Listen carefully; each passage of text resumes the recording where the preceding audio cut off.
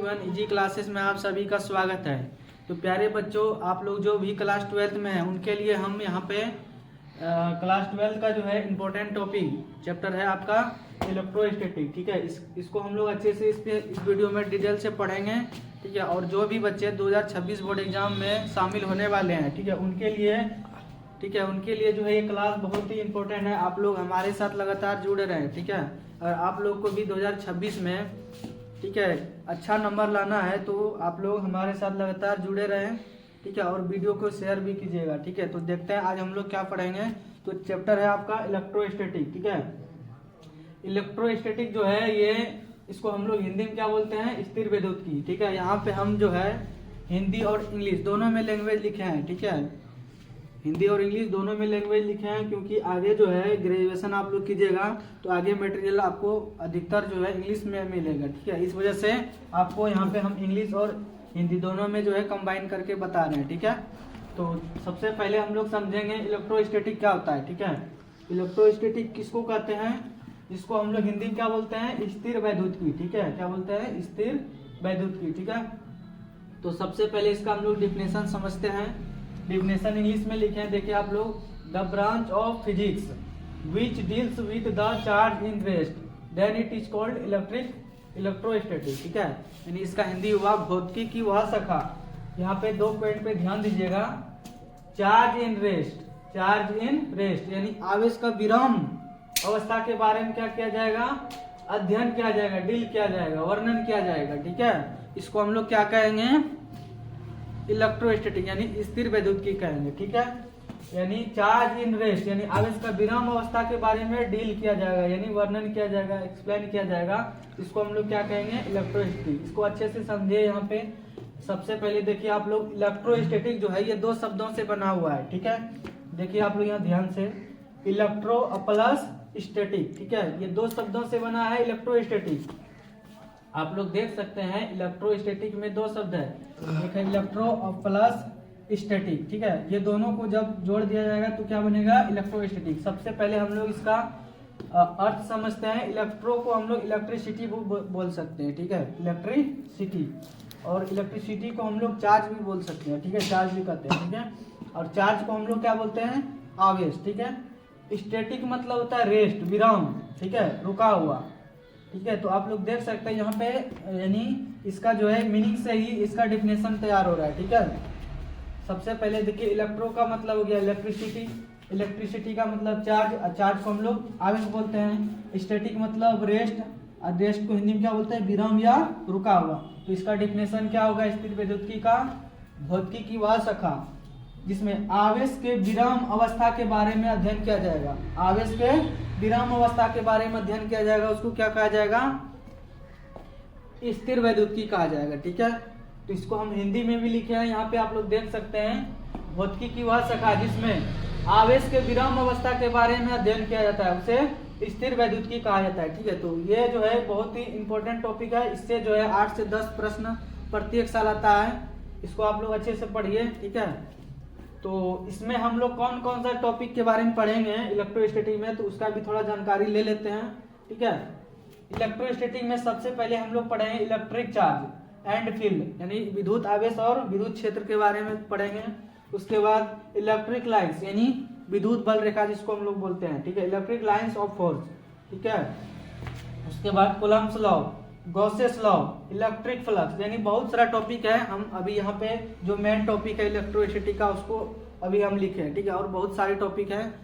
ठीक है, एक एक करके सारे टॉपिक को हम लोग कवर करेंगे। ठीक है, तो वीडियो में आप लोग लगातार बने रहें। ठीक है, तो अभी जो है हम लोग पढ़ेंगे इलेक्ट्रिक चार्ज के बारे में। ठीक है, इलेक्ट्रिक चार्ज के बारे में अभी हम लोग पढ़ेंगे। ठीक है,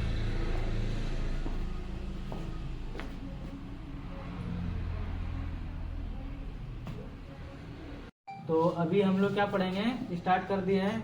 सबसे पहले पढ़ेंगे हम लोग इलेक्ट्रिक चार्ज एंड फील्ड के बारे में, यानी जिसको हिंदी में क्या बोलते हैं, विद्युत आवेश और क्षेत्र। ठीक है, यानी ये यूनिट 1 का जो है फर्स्ट चैप्टर है, जिसका नाम क्या है, इलेक्ट्रिक चार्ज एंड फील्ड, जिसको हिंदी में क्या बोलते हैं, विद्युत आवेश और क्षेत्र। ठीक है, तो सबसे पहले हम लोग इस चैप्टर में समझेंगे इलेक्ट्रिक चार्ज के बारे में। ठीक है, यानी विद्युत आवेश किसको कहते हैं, इसको पहले समझेंगे, आवेश क्या होता है। ठीक है, इसको पहले समझना है, ठीक है। तो सबसे पहले देखिए लिखे हैं इलेक्ट्रिक चार्ज, इसको हिंदी में क्या कहते हैं, विद्युत आवेश, ठीक है। तो इसमें हम हिंदी और इंग्लिश दोनों में डेफिनेशन लिखे हैं, ठीक है। आप लोग इसको नोट कीजिएगा अच्छे से। तो इलेक्ट्रिक चार्ज किसको कहते हैं, हिंदी में बोलते हैं इसको विद्युत आवेश, ठीक है। तो इसका डेफिनेशन लिखे हैं द फ्लो ऑफ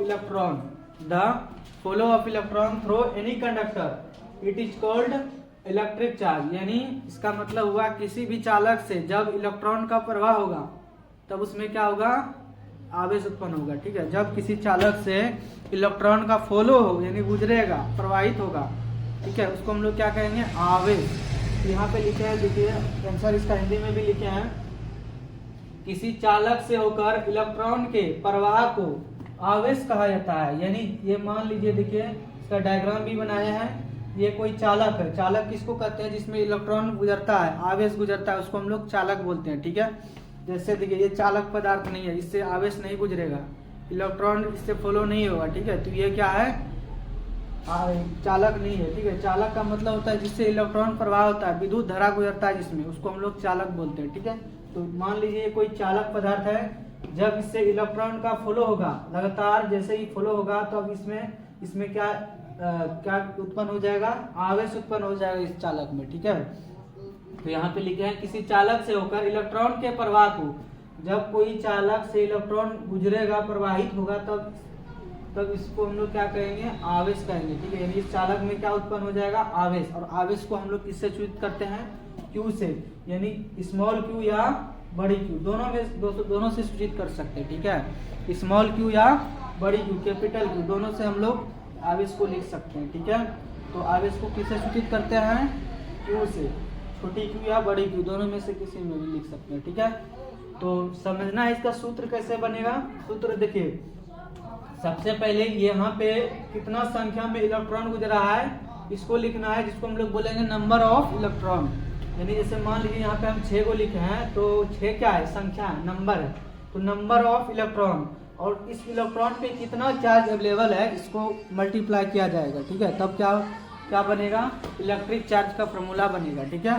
तो देखिए आप लोग, तो सबसे पहले हम लोग क्या करेंगे, इलेक्ट्रिक चार्ज का फॉर्मूला क्या होगा, नंबर ऑफ इलेक्ट्रॉन, यानी इस चालक में कितने संख्या में इलेक्ट्रॉन फ्लो हो रहा है, इसको हम लोग क्या कहेंगे, नंबर ऑफ इलेक्ट्रॉन, ठीक है। नंबर ऑफ इलेक्ट्रॉन, ठीक है, यानी इस चालक में कितना संख्या में इलेक्ट्रॉन प्रवाहित हो रहा है, इसको हम लोग इंग्लिश में बोलेंगे नंबर ऑफ इलेक्ट्रॉन। यानी इलेक्ट्रॉनों की संख्या कहाँ पे, चालक में कितना संख्या में इलेक्ट्रॉन प्रवाहित हो रहा है, इसको हम लोग क्या बोलेंगे, नंबर ऑफ इलेक्ट्रॉन। उसके बाद ये जो इलेक्ट्रॉन प्रवाहित हो रहा है इसके ऊपर ऑलरेडी कितना चार्ज अवेलेबल है, इसको गुना किया जाएगा, जिसको हम लोग बोलेंगे इलेक्ट्रॉनिक चार्ज। क्या बोलेंगे, इलेक्ट्रॉनिक चार्ज, ठीक है। तो अब देखिए चार्ज को हम लोग किससे डिनोट किए थे, क्यू से, यानी स्मॉल क्यू या बड़ी क्यू, दोनों में से किसी में भी लिख सकते हैं, ठीक है। तो हम यहाँ पे एक स्मॉल क्यू से लिखेंगे, ठीक है, क्यू हो जाएगा। उसके बाद देखिए नंबर ऑफ इलेक्ट्रॉन को क्या लिखेंगे, एन, और इलेक्ट्रॉनिक चार्ज को ई से, ठीक है। तो एन क्रॉस ई, तो क्यू हो जाएगा एन क्रॉस ई को करेंगे सॉल्व, तो क्या होगा, एन ई, ठीक है। जहाँ पे वेयर मतलब जहाँ पे एन क्या है, एन हमारा नेचुरल नंबर है, ठीक है। एन क्या है, नेचुरल नंबर। नेचुरल नंबर किसको कहते हैं, काउंटिंग नंबर को, गिनती की संख्याओं को। तो काउंटिंग क्या होता है, 1 2 3, यानी ये कितने संख्या में इलेक्ट्रॉन प्रवाहित हो रहा है, इसके लिए हम लोग नेचुरल नंबर का इस्तेमाल करते हैं, ठीक है, प्राकृतिक संख्या का। तो उसके बाद ई जो है यहाँ पे इलेक्ट्रॉनिक चार्ज है, यानी यहाँ पे इस चालक में जो इलेक्ट्रॉन फ्लो हो रहा है उस पर ऑलरेडी कितना चार्ज अवेलेबल है, उसके लिए हम लोग ई यानी 1.6 गुना 10⁻⁻19 कूलम जो है होता है ये आवेश, ठीक है, कोई भी इलेक्ट्रॉन पे आवेश, ठीक है। उसके बाद इसका हम लोग कॉन्सेप्ट को समझते हैं, फिर जो है विद्युत आवेश का दूसरा डिफिनेशन को भी जानते हैं, तीसरा भी जानेंगे, ठीक है। एक एक करके सारे कॉन्सेप्ट को भी हम लोग समझेंगे, ठीक है। तो आप लोग वीडियो में लगातार बने रहिए।